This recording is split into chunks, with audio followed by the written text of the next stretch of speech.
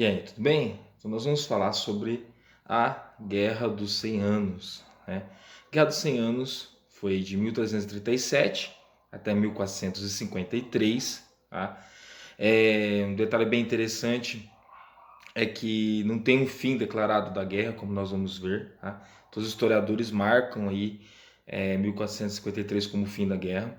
Ah, se a gente fosse pensar no contexto dessa guerra com as guerras mais atuais, mais próximas do nosso período histórico, a gente ia se impressionar com as armas, né? As bestas lá que tiravam lanças, as catapultas que jogavam as pedras, até o próprio modelo das cidades, né? Que as cidades eram fortificadas. Então, nesse modelo de guerra, né? A Guerra dos 100 Anos é considerada a última guerra feudal, né?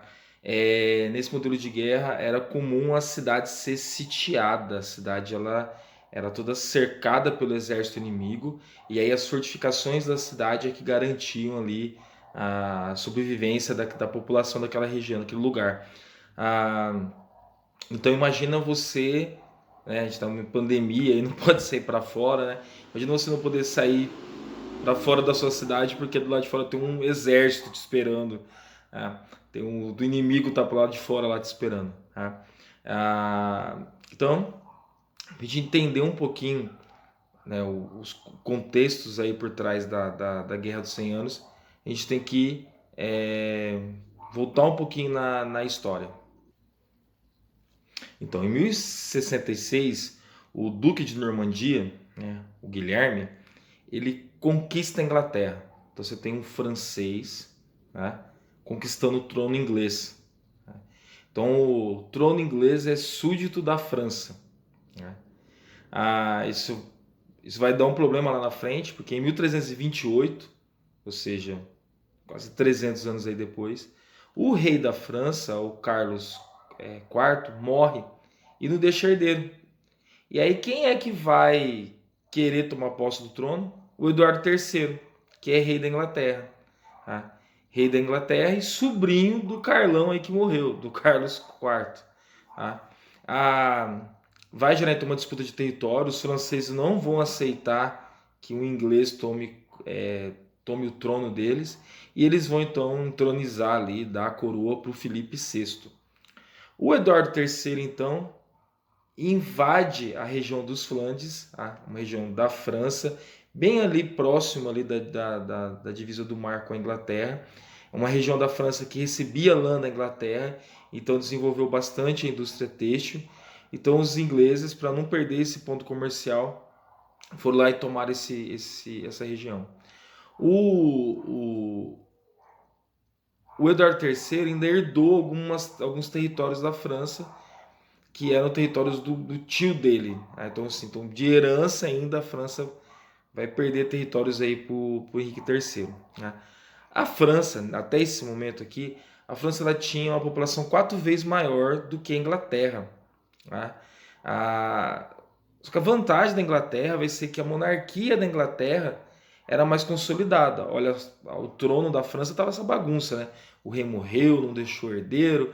Quem que vai assumir esse trono? Tá? Então, a Inglaterra estava bem mais organizada do que a França.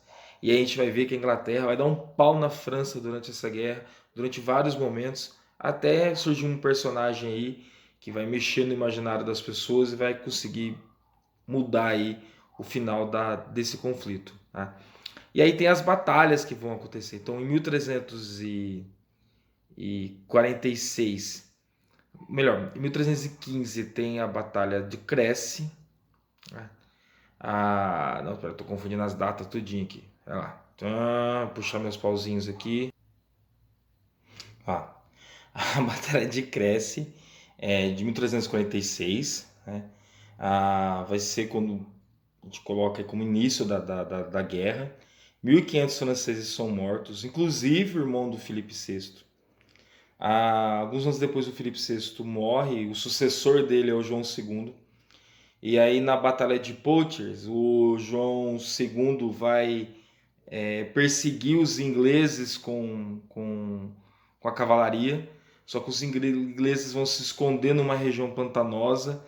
Quando os cavalos chegam nessa região pantanosa, eles são atolados. aí acontece uma carnificina, os ingleses com suas bestas matam os franceses, levam o João II, o rei, capturado, e aí o rei vai ceder territórios para os ingleses.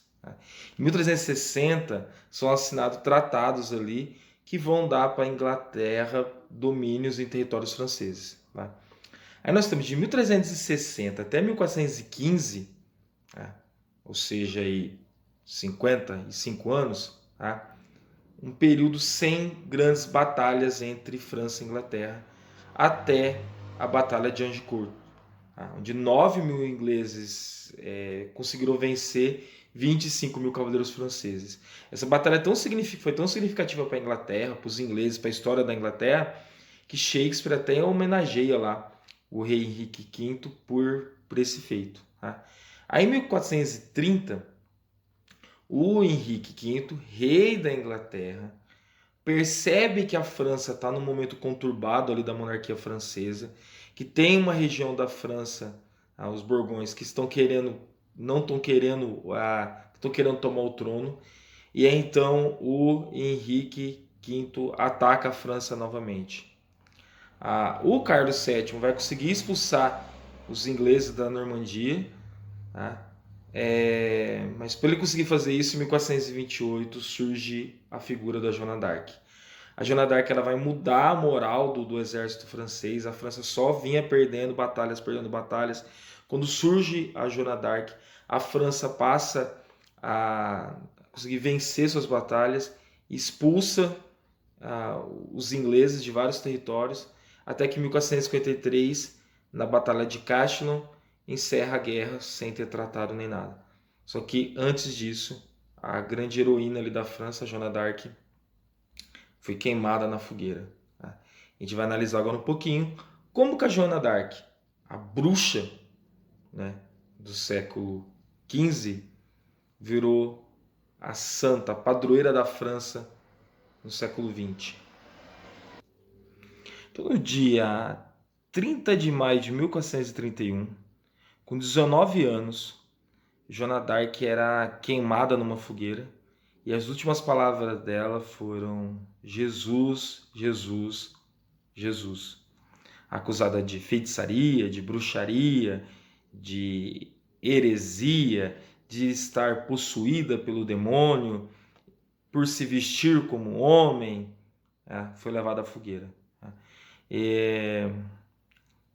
Mas para a gente entender o simbolismo da morte dessa moça, dessa jovem, a gente tem que entender tudo que ela simbolizou e o que ela significou dentro do conflito aí dos 100 anos, aí, esse período que a gente chama de conflito dos 100 anos. Ela era filha de Jacques d'Arc e Isabelle Romé, que eram católicos, então ela é muito católica, muito fervorosa. E aí ela, com 13 anos, ela começou a alegar que São Miguel, Santa Catarina de Alexandria e Santa Margarida da Antioquia apareceram para ela e falaram que ela tinha que entrar para o exército para ajudar o Carlos VII, o rei da França, contra essa luta dele contra os ingleses e contra algumas regiões ali da França que apoiavam a Inglaterra. Há alguns médicos hoje, analisando os relatos que tem dessas possíveis visões que ela teve, falam que ela tinha, na verdade, esquizofrenia ou epilepsia. A história dela é cheia de controvérsias, cheia de várias versões para os fatos que aconteceram, por isso que é uma pessoa tão interessante da gente estar pesquisando, aprendendo sobre ela. Ela vai pegar no pé do Báltico em 1429, é um funcionário da corte, e ela fica pedindo para ter contato com o rei, que ela precisa falar com o rei, que ela precisa falar com o rei, que ela precisa falar com o rei. E o cara vai falar assim: vai pastar, menina, o que você quer falar com o rei? Quem que é você para falar com o rei? Mas tanto ela pegar no pé dele, e ninguém sabe por que também. Em 1429 é permitido que ela vai falar com o rei. Então ela corta o cabelo dela, se veste de homem, e demora 11 dias, então, do lugar que ela morava até ela chegar na presença do rei. E aí surgem as perguntas: mas por que o rei aceitou falar uma menina semi-analfabeta, vestida de homem, com essa loucura toda, né? Tem várias versões aí. Tá? Há quem diga que o rei também tinha recebido uma mensagem, que ele ia ser procurado por alguém mandado por Deus. Há também uma parte da história lá, uma das lendas da história da Joana d'Arc, que o rei estaria no meio de um monte de gente desconhecida e ela teria então conhecido o rei sem nunca ter visto o rei na frente.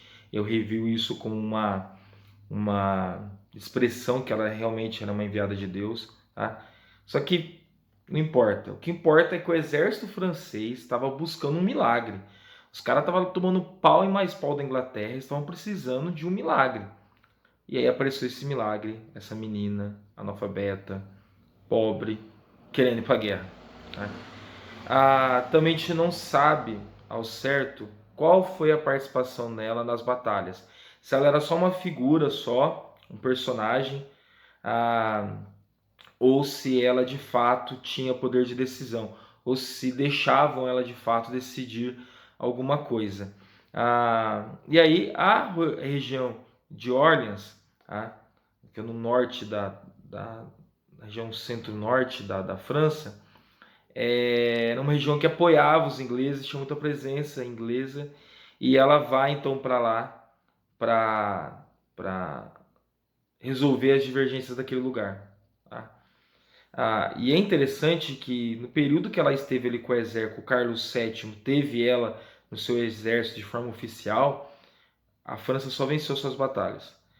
Para os ingleses, então para os franceses, ela vai ser enviada por Deus. Para os ingleses que estão perdendo a guerra, ela vai ser enviada do capeta. Ela é herege, ela é bruxa, ela é feiticeira, ela é possuída. Então vai ter uma disputa religiosa aí sobre a figura da Joana d'Arc. Tá? A França não podia, perdão, a Inglaterra não podia reconhecer que Deus estava do lado da França. Essa justificativa não servia para o lado inglês. Tá? Igual quando termina jogo, e aí o time que venceu, o jogador fala: eu quero agradecer a Deus por ter abençoado, nananã. E o jogador que é do outro lado, que acredita em Deus também. Mais ou menos isso que aconteceu. Tá? Ela vai ser beatificada agora, recentemente, por quê? Porque a Inglaterra não é mais católica. Tá? Então aí a Inglaterra deixou de ser católica, né? Na Revolução Inglesa, surgiu o anglicanismo, com um bisnetinho aqui do Henrique V. E aí agora dá para falar que a Joana d'Arc é santa porque ela morreu na mão dos hereges, dos ingleses e tudo mais. Então a narrativa sobre se a Joana d'Arc é de Deus ou do capeta durou muito tempo. Tá? Agora ela é de Deus, que ela virou até santa, é a padroeira da França. Tá? E aí então a Joana d'Arc vence as batalhas que ela participa. E aí então ela vai até Carlos VII e fala: olha, se ajoelha, né? Eu estava com razão, você é o rei que Deus quer, por isso que Deus te deu essas vitórias e tal. E ele vai querer então mostrar o poder que ele tem. Ele quer então chegar até Paris, dominar Paris. Mesmo a Joana d'Arc falando para ele não, para ele fazer uma viagem rápida, então, mesmo seus generais falando para ele fazer uma viagem rápida, ele quis fazer uma viagem demorada para passar nos lugares e ser ovacionado pela população e papapi papapá, essas frescuras de rei. Aí o Duque de Borgonha, né, inimigo dele, armou uma cilada para ele. E quando ele estava então nessa viagem dele esplendorosa, o Duque de Borgonha fortificou Paris, colocou bastante exército dele espalhado ali, e aí quando o Carlos VII foi perceber, o exército dele já não tinha mais como lutar, se rendeu, e aí passou a atuar de forma mais diplomática com o Carlos VII, com o Duque de Borgonha. Né? Então já não pararam de brigar, parou a guerra nesse momento. Né? E aí a Joana não aceita que a guerra para, ela continua com a guerra mesmo sem o apoio do rei. O rei não ajuda ela financeiramente, não ajuda ela com armas, ela tem poucos homens. E nessa história de ter poucos homens, Em 23 de maio de 1430, a Compiègne, a cidade de Compiègne é capturada e a Joana então vai para lá, é capturada. Ela tem fontes históricas, fala que ela tenta cometer suicídio, ela tenta pular da torre que ela estava, não morre. E aí ela é vendida por 10 mil libras, por 10 mil libras para a Inglaterra. E aí ela é queimada como herege, é queimada como bruxa, como possuída pelo demônio. E como eu disse, ela morre, as últimas palavras que ela fala é Jesus, Jesus, Jesus. Tá? Alguns anos depois, chega o fim da Guerra dos 100 Anos. E, como eu disse lá na minha chamadinha do meu vídeo lá de chamada, a Guerra dos 100 Anos ela marca uma mudança significativa na Europa, que é a saída do período feudal para o surgimento dos Estados-nação. Tá? É uma batalha que começa num modelo feudal, aristocrata, disputa de famílias, e quando ela termina já são disputa de estados já. É a França contra a Inglaterra, não é mais Beltrano contra fulano. Né? E isso vai dar uma noção de nacionalidade, de amor ao território, aquela região, a sua língua e tal, que vai fundar as outras nações, os outros estados-nações. Tá? Espero que vocês tenham gostado. Se alguém tiver alguma dúvida, querer falar alguma coisa, manda mensagem para nós aí. Até mais.